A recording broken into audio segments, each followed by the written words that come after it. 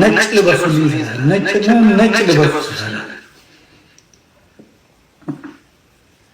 መምህር ከሆኑ አይቀር እንደ ዘላለም ዘላለም ወንድሙ የቅዱስ ሚካኤል ለዚህ እየመጡ የሚያስተምሩ ወንድማችን አርፈዋል የሚል ሰማንና አዘን። በጣም የእሳቸውን ማረፍ ስንሰማ በመላ ኢትዮጵያ በሀገር ውስጥም በውስጥም በውጭም ሀገር የሚያስተምር ወንድማችን ዘላለም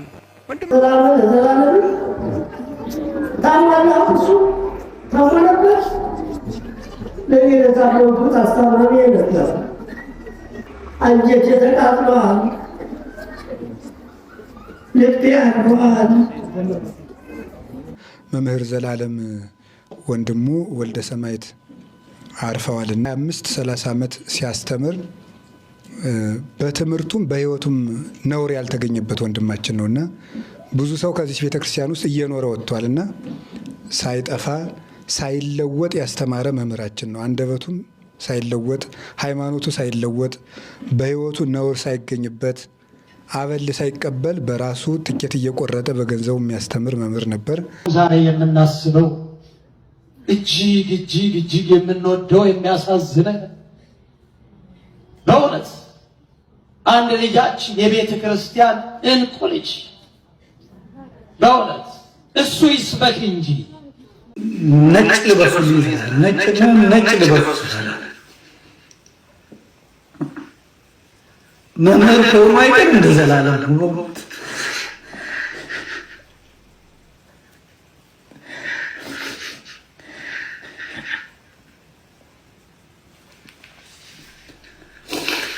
ብዙ ጊዜ አባቴ ሞቱ ማለት ሰዎች ሞተውም ባይልኝም ግን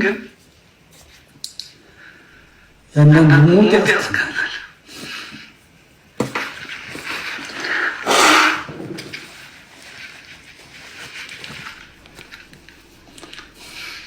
ሰባኪ ስናይ ከነጋሽ ታዬ ከነጋሽ ግርማ ቀጥሎ ያየናቸው ሰባኪያን በምስካየ ኅዙናን አባ መዓዛ፣ በልደታ ብፁዕ አቡነ ገብርኤል፣ በቅድስተ ማርያም አባማ ኢየሱስ፣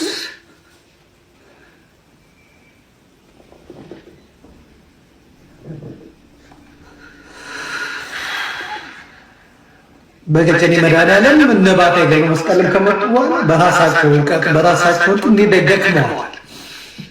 ከዛ የወጣቶች የልጆች አገልግሎት ሲመጣ ግን መምህር ዘላለም ወንድሙ ሳይደክም ሳይከራ ሳይሰለች ሳይንቅ ወንድሞችን በማቀራረብ በመቅረብ አዳሩ ሙሉ ቤተ ክርስቲያን አውደ ምሕረት ላይ አድርጎ በእውነት አስተምሯል፣ አገልግሏል። ያለፉትን 30 ዓመታት ከአውደ ምሕረት ላይ ማናጣው ነገር በጣም እጅግ በጣም አስደንግጦኛል። እውነቱን ለመናገር ነው።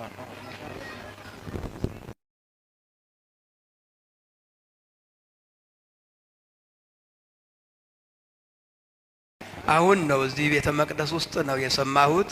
መጋቢ ሐዲስም አዝነው አልቅሰው ያሉበት፣ እኛም እያዘን እያለቀስን ያንንበት አንድ የሆነ ነገር ሰማን። ይኸውም መምህር ዘላለም ወንድሙ የቅዱስ ሚካኤል ለዚህ እየመጡ የሚያስተምሩ ወንድማችን አርፈዋል የሚል ሰማንና አዘን። በጣም የእሳቸውን ማረፍ ስንሰማ በመላ ኢትዮጵያ በሀገር ውስጥም በውስጥም በውጭም ሀገር የሚያስተምር ወንድማችን ዘላለም ወንድማችን የምታውቁት ጡም አንደበት መላ ዘመኑን ሁሉ ሲያስተምር ወንጌል ሲያስተምር የኖረ ወንድማችን ማረፉን ስንሰማ በጣም ዛሬ የምናስበው እጅግ የምንወደው የሚያሳዝነን በእውነት አንድ ልጃችን የቤተ ክርስቲያን እንቁ ልጅ በእውነት እሱ ይስበክ እንጂ እሱ ያስተምር እንጂ እሱ ያሳምረው እንጂ በእውነት ዛሬ ከመካከላችን ተለይቶ እናስበዋለን። ዘላለምን በእውነት እንደ ስሙ ወደ ዘላለማዊው ሕይወት የሄደው ዘላለምን አንረሳው መቼ። እሱ ይስበክ ያስተምር ያሳምረው እንጂ በእውነት አናለቅስም። ወደ ሕይወት ነው፣ እረፍት ነው። ወደ ቅዱሳኑ ነው የሄደው እሱ። በእውነት እናስበዋለን እንጂ አናለቅስም። ስለ ራሳችን ነው የምናለቅሰው። አዎ ቤተ ክርስቲያን ታዝናለች፣ እናዝናለን። እንዲህ አይነት ልጆች ስታጣ እንቁ የሆኑ ተሸሽጎ የኖረ እዩኝ እዩኝ ሳይ ተደብቆ የኖረ ዘመኑን በሙሉ ወንጌል ሲሰብክ የኖረ ልጅ በእውነት ዛሬ የጻድቁን እረፍት በምናስብበት ቀን የእሱንም እረፍት እናስባለን። ዛሬ በእውነት እግዚአብሔር በቅዱሳኑ አጠገብ ያሳርፈው፣ በቅዱሳን አጠገብ ያሳርፈው። አንረሳው፣ በልባችን ይኖራል፣ በልባችን ይኖራል። በእውነት ይቅርታ ዛሬ ስለሰማን ነው። እጅግ የሚያሳዝን አስደንጋጭ ዜና ስለሆነብን ነው። አው እንዴት ይረሳል? የወንጌል ገበሬ ያው የምሕረቱ ኮከብ በእውነቱ ይናገረው ያስተምረው እንጂ እሱ በእውነት እያበጠረ እያሳመረ እየፈተፈተ የሚያጎርስ ስለ ብዙዎች ቅዱሳን እሱ ሲናገር ኖሯል። ስለ እሱ አሁን ማን ይናገራል? እንዴት እንናገረዋለን? እሱ ወደ እረፍት ሄደ። ለራሳችን እናልቅስ፣ እኛ ስለ ራሳችን እናልቅስ፣ ስለ ራሳችን እናንባ። የጎደለብን እኛ፣ የቀረብን እኛ፣ ወንጌል የቀረብ እሱ በቃል ብቻ ሳይሆን በሕይወትም አስተምሮ ነው ያለፈው። አይገርማችሁ? በሕይወትም የሚያስተምረውን ኖሮ ነው ያለፈው። እንኑር፣ እኛ እንነሳ፣ እንንቃ።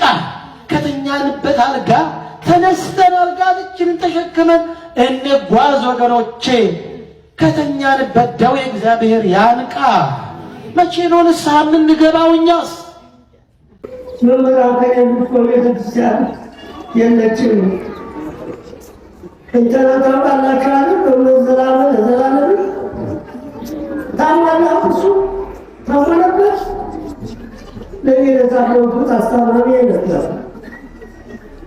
አጽናኝ እግዚአብሔር ይህችን ፕሮግራም ላድርስልን የመናንተ ወንድሞች ጋር የመጣሁት አንጀቴ ተቃጥሏል፣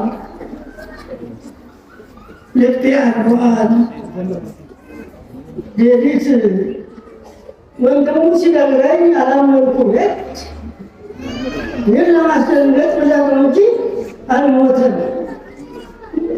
ወዲያው ደግሞ በሄደበት ይደውልልኛል። እግዚአብሔር ስትል ከእንግሊዝ ነው ወደ አሜሪካ ሄደው እንግሊዝ ሲደርስ ደወለልኝ። እንደገና ደግሞ ስራውን ጨርሶ አስተምሮ አሜሪካ ሲገባ አሁን አሜሪካ ገብቻለሁ ብሎ ሰሞኑን ደውሎልኛል። እስቲ አንዱ ማይባለጠኝ እስቲ ልመርመር ብሎ ሲገባ በዚያን ቀን አንሰው እኔም ቢቸግረኝ ለማጣራት ደወልኩ። እውነት ነው በበሽታው ምክንያት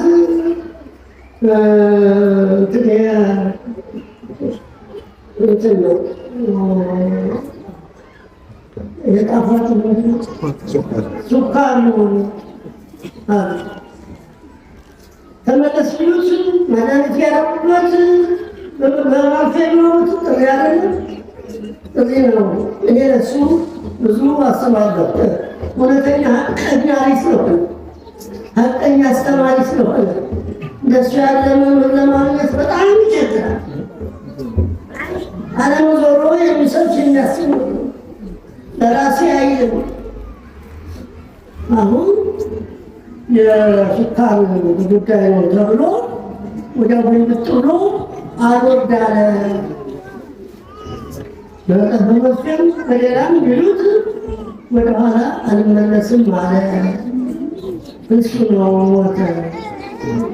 ምን ይደረግ? ሰውም አያስፈልበትም። ለምንድን ነው ተጠንቀቁ ስለሆነ ይጠጠቁ ማለት ልጄ ነው ያለዘ እኔ ተጠንቅቄያለሁ። ተጠንቀቁ ጠባቂ እግዚአብሔር ሲጠራ ደግሞ ምንም አይነት መድኃኒት ያደርጋል። ይህ ልጅ አንድ ሞኛ ተብሎ ያውቅ ዛሬ አሁን የሰማሁት ነው።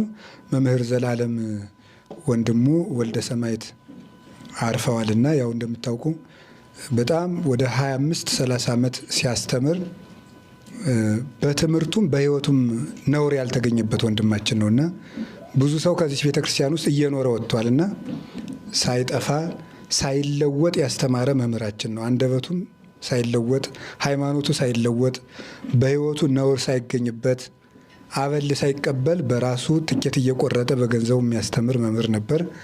እሱ አርፏል። ነፍሱን በአጸደ ገነት ያኑርልን፣ መምህራንን ደግሞ ይተካልን። እግዚአብሔር ሰላም እንዳዋለን ሰላም ያስመሸን።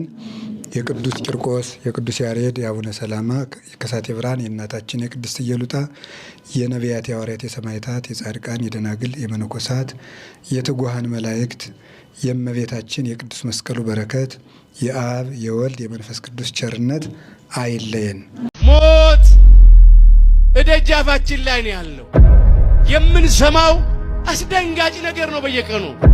ስለዚህ ሁል ጊዜ ተዘጋጅተን ልንኖር ያስፈልገናል።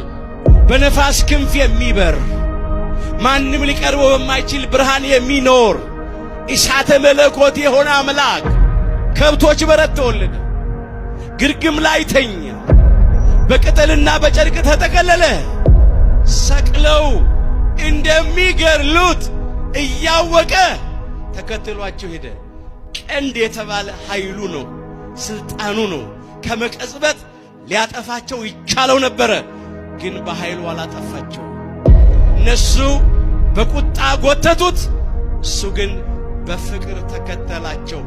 አንዳንዶቻችን ግን ከፍ ስንል ወጣትነት ስንደርስ አቋርጠናል። ከዚህ ከትሑቱ በግ፣ ከዋሁ በግ፣ ከቀራንዮ በግ፣ ከእግዚአብሔር በግ፣ ከአምላካችን ከጌታችን ከመድኃኒታችን ከኢየሱስ ክርስቶስ ቅዱስ ሥጋ ክቡር ደም ተለይተናል።